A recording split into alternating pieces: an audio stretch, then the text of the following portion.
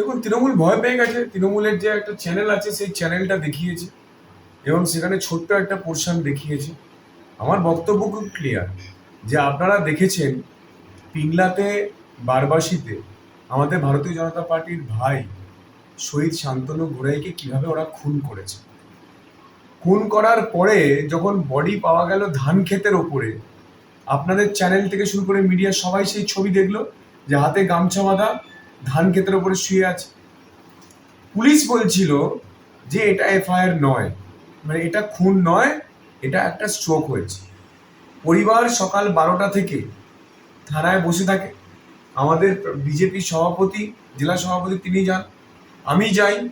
FIR police কিছুতেই নিচ্ছিল না। লাস্টে রাত 10টার সময় ডিএমকে ফোন করি, তার নির্দেশে অ্যাডিশনাল এসপি আসেন। তিনিও বলছেন না না, এটা কি করে এফআইআর নেওয়া যাবে, এটা তো ডুবে মৃত্যু। ওনারা বলছেন এটা কি ডুবে মৃত্যু, মানে জলের মধ্যে ডুবে মৃত্যু। আরে জলটা কোথায়? ধান খেত।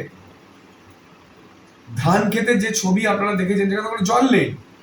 তো পোস্টমর্টম হওয়ার আগেই পুলিশ বলতে শুরু করে দিল যে এটা হলো ডুবে মৃত্যু, এবং তারপরে পরিবারের কাছ থেকে কোনো অ্যাপ্রুভাল নেয়নি, কোনো চিঠি, মানে পরিবারের কাছ থেকে কোনো অ্যাপ্রুভাল নেয়নি। না নিয়ে পুলিশ কি করলো, তড়িঘড়ি খড়গপুরের হাসপাতালে নিয়ে গিয়ে, চাঁদমারি হাসপাতাল থেকে নিয়ে পোস্টমর্টম করে নিয়ে চলে গেল মেদিনীপুরে।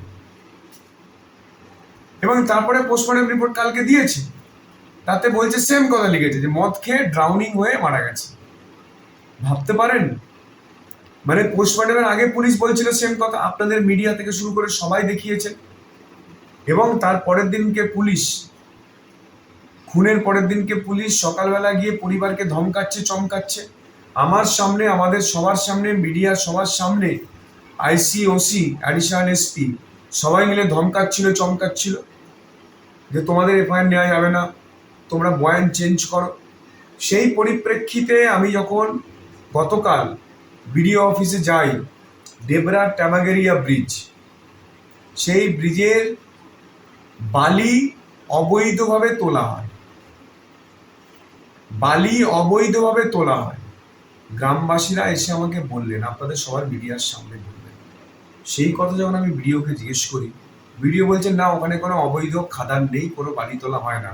তাহলে আমি সত্যি বলছেন না মিথ্যে বলছি? বলছি না না, আমি সব জানি না, আমার কাছে কোনো খবর নেই। নাম্বার 1।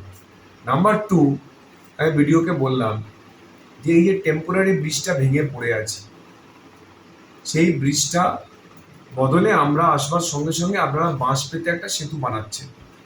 আমরা যখন যাই তখন দেখি একটা বাঁশ দিয়ে একটা সেতু বানানো হচ্ছে, এবং সেই সেতু পেরোতে গেলে এত বছর ধরে ওই যে ওখানে যে টেম্পোরারি একটা বানিয়েছিল, মাটির একটা সেতু বানিয়ে রেখেছিল, সেটা পেরোতে গেলে, আসতে গেলে, যেতে গেলে পয়সা নেয়। কে পয়সা নেয়? তৃণমূলের হাড় মাদ্রা পয়সা নেয়। সেই পয়সা কোথায় যায়? সাংসদের কাছে যায়। সেই পয়সা কোথায় যায়? এসপির কাছে যায়। এসপি সেই পয়সাটা কোথায় পাঠায়? কালীঘাটে পাঠায়। কালীঘাট থেকে কোথায় পয়সা যায়? না দুবাইতে। তো ভিডিওকে বললাম যে আপনি জানেন না এই সেতু থেকে পয়সা তোলা হয়? বলছে না, এরকম তো কোনো ইনফরমেশন নেই।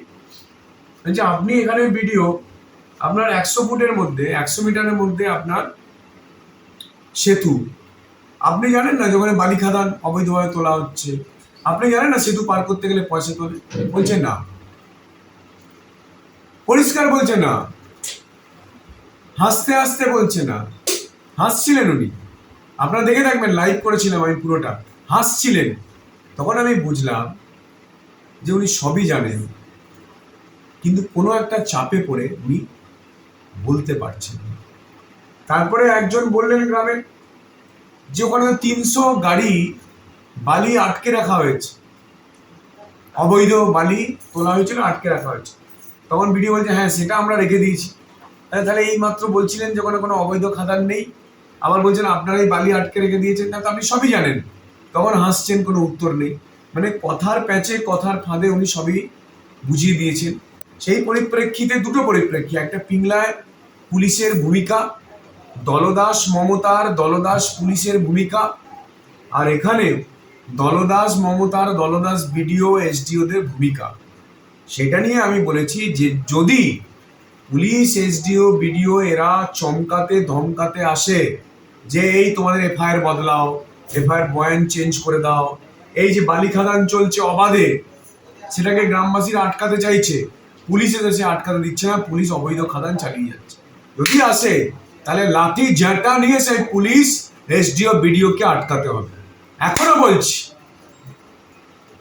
বলছি যদি সেই অন্যায় পুলিশ গ্রামবাসীকে চমকাতে ধমকাতে আসে, এসডিও বিডিও এসে তাদের চোখের সামনে যদি অবৈধ খাদান থেকে বালি ওঠে, তাহলে গ্রামবাসীদেরকে আটকাতে হবে।